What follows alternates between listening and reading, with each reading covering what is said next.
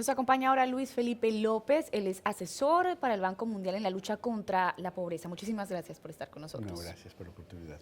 Comencemos hablando sobre cuáles son estos esfuerzos que ha hecho América Latina como tal en la lucha contra la pobreza.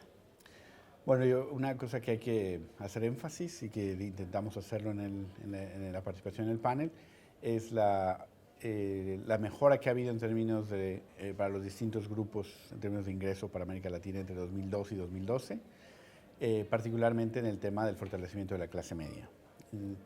Entre 2002 y 2012, después hay un alentamiento de este proceso, pero la pobreza en Latinoamérica, como se habrá discutido en otras sesiones también, cayó de 45% de la población a 25%, redondeando los números, y la clase media creció en alrededor de 15 puntos porcentuales. Y entonces, por primera vez en la región latinoamericana, la proporción de población que está en la clase media es mayor que la proporción de población que está en pobreza. Entonces, siempre esto se ha visto como un gran logro.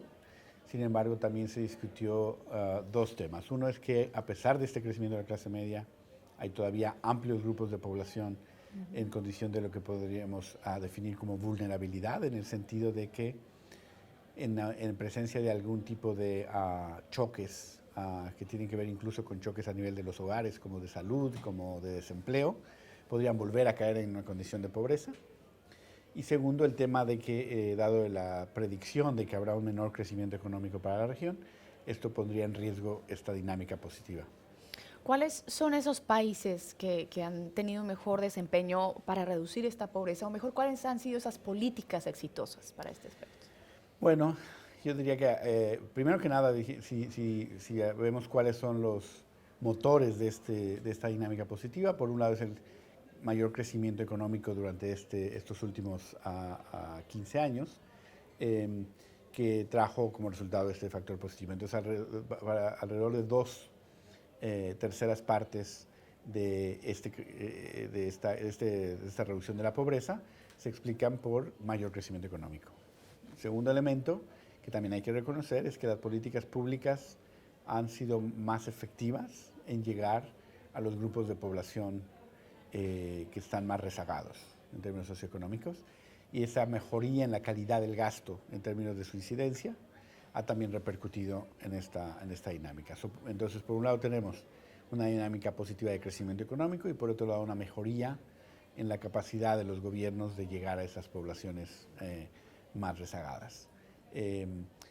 Dentro del tema del crecimiento, claramente la región se benefició por una mayor demanda externa y por una mejoría en los términos de intercambio que favoreció particularmente a los países exportadores de materias primas, y el reto sigue siendo como ahora tener un crecimiento no basado en esa lógica, sino basado en un crecimiento de la productividad. Hay un panorama, una coyuntura que preocupa ahora a la región y es esa desaceleración de las economías en América Latina, también influenciadas por el decrecimiento en la economía china. ¿Hay riesgo de que estos avances en la lucha contra la pobreza se puedan ver afectados por este panorama económico? Sí, hay que dividirlo yo creo en dos partes. Uno, ciertamente hay riesgo de que el nivel de reducción de la pobreza se detenga. Ese es un primer riesgo. Es decir, venía reduciéndose la pobreza a una tasa que quizás no va a ser posible hacerlo en el futuro, en ausencia de ciertas políticas que incrementen la capacidad de crecer.